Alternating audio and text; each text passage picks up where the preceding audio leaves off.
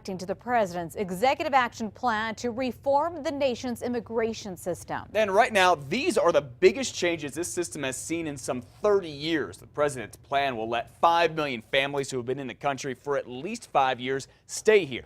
Many of them could become eligible for work permits after they pass background checks and pay the required fees. However, they would not get a path to citizenship or health care tax credits.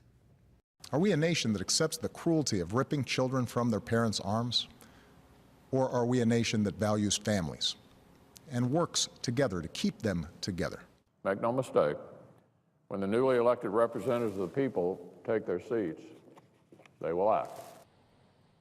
As you just heard there from Mitch McConnell, not everyone is on board with the changes. Republicans are calling the plan unconstitutional and presidential overreach. Some even want to sue the president. They're now promising a government shutdown, which would cost paychecks to federal workers. Well, you've probably heard a lot of talk about the president and executive orders recently, so we researched some archives to see exactly how many President Obama has issued compared to other presidents. Well, President Obama has issued 194 executive orders so far, much less than President George W. Bush, who had 291. Franklin D. Roosevelt had the most with 3,522.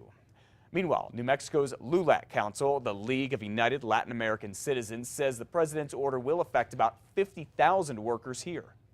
This is a workforce that we can't do without here in New Mexico or in the country.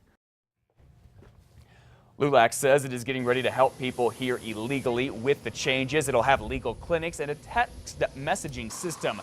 Governor Susana Martinez is criticizing the president's plan, saying it is not an act of compassion, but an invitation for more people to come here illegally and break the law. And we will hear more from immigrants, lawyers, and others involved in the immigration process this afternoon. They are all meeting at the New Mexico Immigrant Law Center at 12:30 to talk about what the president had to say last night and what it means for them. Time now is 5:34. Listen up, parents. Big changes are coming for New Mexico students when it comes to taking the new standardized test. Yeah, even though it tests kids on the same state Common Core standards as the old SBA, there's a big switch for students. This one's all going to be on the computer. News 13's Catherine Mazzone is at the Montessori of the Rio Grande Charter School, where some parents are concerned about this transition. Good morning, Catherine. Good morning, Matt.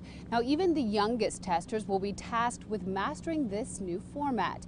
Some parents at this school are concerned, and they're not the only ones. They're going to be assessed in a way that they don't learn.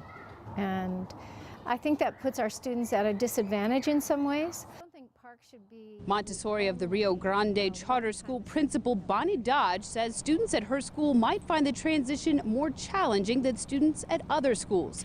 The school's curriculum is not big on computers, but they're still learning the same Common Core state standards.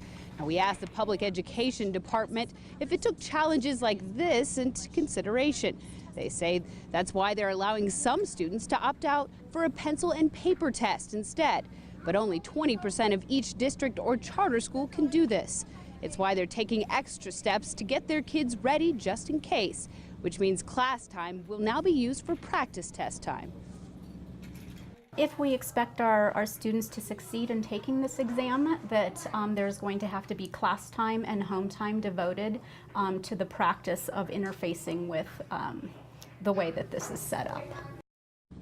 Now, Montessori school officials say it's not ideal to use class time to practice for the test, but they say it's important to make sure students are ready.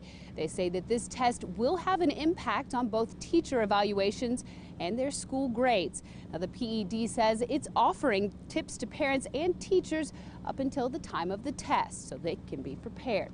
Back to you. All right, thanks for that information, Catherine. Now, we asked the PED, why will only 20% of students from each district be allowed to opt for the paper test? They say their goal is to have all students taking the computer version to prepare them for the future. And there are big changes for kids who go to APS schools when it comes to the school calendar. Next school year, there will be an extended winter break. Students will have December 19th through Monday, January 4th off. The proposal had called for an extra day of spring break, but that will not happen. The break will run from March 26th through April 3rd. The last day of school is scheduled for May 25th. If your kids use a stroller, listen up, because here's a recall alert to help them stay safe. KRQE is recalling nearly 5 million strollers because the sides can pinch, hurt, or even amputate a child's finger.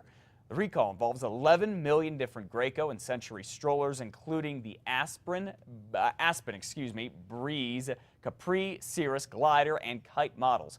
KRQE says it has 11 reports of kids hurting their fingers, including 6 who have amputated their fingertips.